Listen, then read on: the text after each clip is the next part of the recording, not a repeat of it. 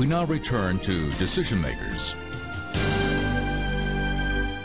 Welcome back. We're joined now by Mike Oliverio and David McKinley. Mike is the Democratic nominee for Congress.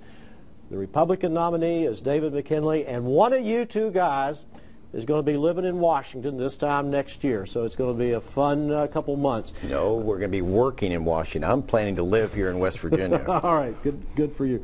Mike, let me start. You said after your campaign or that this campaign had been about restoring integrity and restoring physical responsibility to Washington, D.C. and to Congress. You said a minute ago that Washington has to not spend more than it takes in. We're so far upside down as a nation under that formula. What realistically, how could we reverse that? How could we? Are you going to support raising taxes? What do we need to do to balance that out?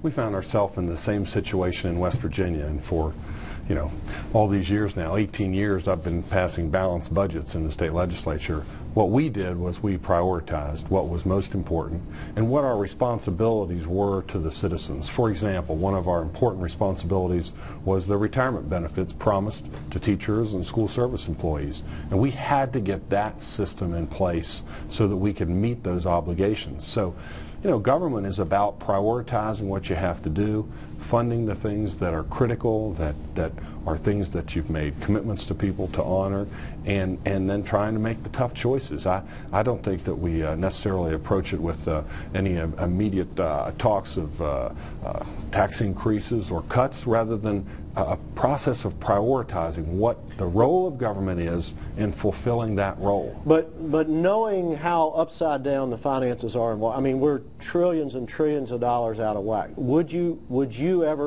Could you vote for tax increases?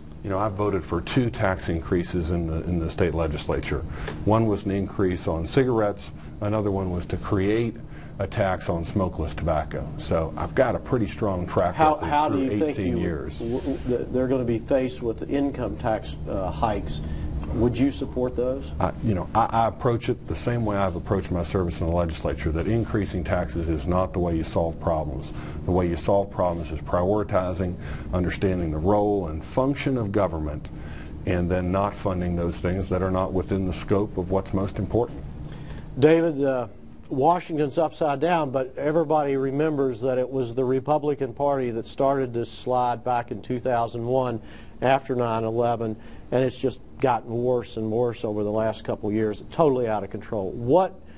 How would you respond to a similar question? What would you do to try to bring fiscal responsibility to Washington and America? Well, let's go back to your premise that it started in 2001. We started a war on terrorism. We didn't start it, but we respond, and that's cost us billions and billions of dollars. But it was the right thing to have done. So I hope that we're not questioning whether or not we should have fought terrorism in Iran, Iraq, and Afghanistan, and Pakistan, and all the other nations that we're fighting. But as it relates to the particulars of this, I think that first and foremost is go back to what has happened is developing a balanced budget.